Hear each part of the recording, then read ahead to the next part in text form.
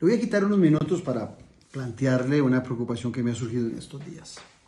Usted seguramente se ha dado cuenta del berenjenal que se le ha hecho al Banco Central por haberle pedido datos muy sensibles a bancos privados y públicos del Estado costarricense, a los más grandes principalmente, para que les digan quiénes son o quiénes tienen las deudas, los créditos en esos bancos, con cédula, con dirección, todos los datos que se consideran sensibles. Inclusive hay gente que compara esta solicitud a nivel de lo que pasó con la UPAT en el gobierno de Carlos Alvarado.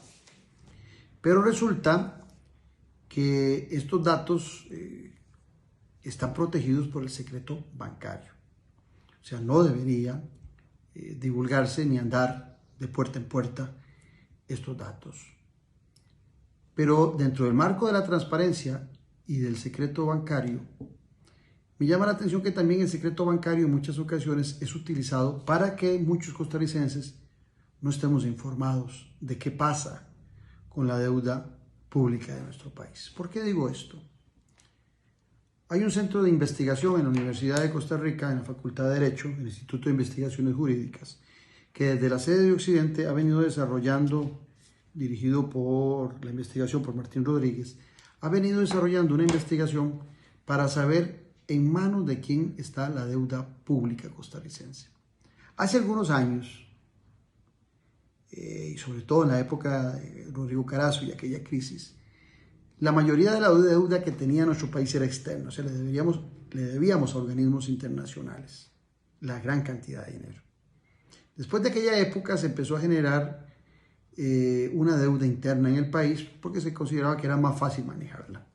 Pero esa deuda interna ha crecido tanto que hoy por hoy, del total de la deuda que los costarricenses como Estado tenemos, del 100%, un 75% la debemos entre nuestras fronteras, de mar a mar y de frontera a frontera, a entes establecidos o residentes en nuestro país. De ese 75% se paga altísimos intereses en la colocación de bonos de certificados del Estado. Algunos muy populares como los eurobonos, ¿verdad? Y otros que tienen nombres más sofisticados pero que son muy atractivos por los altos intereses que paga el Estado costarricense por adquirir esos recursos. Pero paralelamente también usted constantemente oye al Poder Ejecutivo decir que son tantos los intereses que tenemos que pagarle a nuestros acreedores que el presupuesto se va en puro pago de intereses y en puro pago de salarios. Y la mayoría de la gente brinca por pagar salarios dignos en el sector público, pero no brinca por los intereses que estamos pagando o no se preocupa por saber a quién le estamos pagando intereses. Si esa deuda, el 75% es interna, ¿quiénes en Costa Rica están comprando esos certificados que saca el Estado costarricense pagando altísimos intereses? No lo sabemos. Y todo protegido por el secreto bancario. Entonces no tenemos transparencia. Tras que tenemos que pagar impuestos para que se pague esa deuda, no sabemos los costarricenses a quién estamos pagando.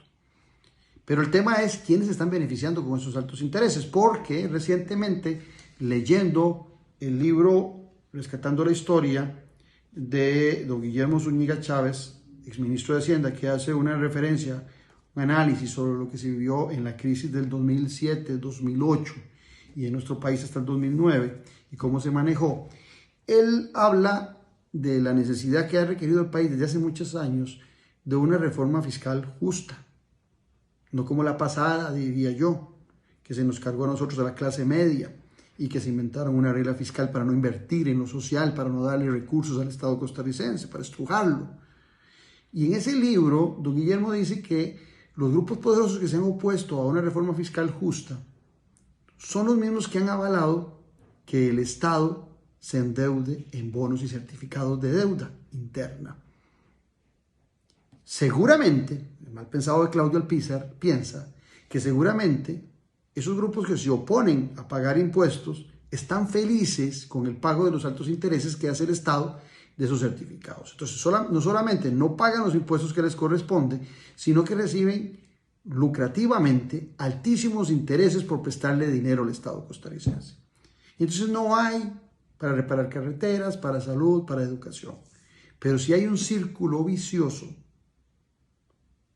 en donde los mismos que se oponen a una política fiscal justa en nuestro país, que la recargan sobre la clase media cada vez que hay que hacer una reforma fiscal, son los mismos que se están beneficiando de los bonos de deuda interna, los certificados de deuda en nuestro país, que ya no van ni a bancos públicos, que ya no los compran tampoco cooperativas, ni fondos de pensiones, sino que según el estudio del Centro de Investigaciones Jurídicas, un 66% está en manos de entes o de personas privados. Y no sabemos, porque el mismo secreto bancario que hoy viola el Banco Central lo protege al máximo para que los costarricenses no sepamos quiénes están comprando esos certificados. Este es un tema delicado e importante, porque al final de cuentas, lo que estamos padeciendo en el déficit fiscal y en la economía costarricense se hace cada vez más difícil por los altos intereses que estamos pagando. Y es muy posible que sean costarricenses o empresas costarricenses los que se están beneficiando de esa imposibilidad de invertir socialmente por los altos intereses que estamos pagando por bonos y certificados públicos de deuda de nuestro país. Tema delicado, a ponerle atención.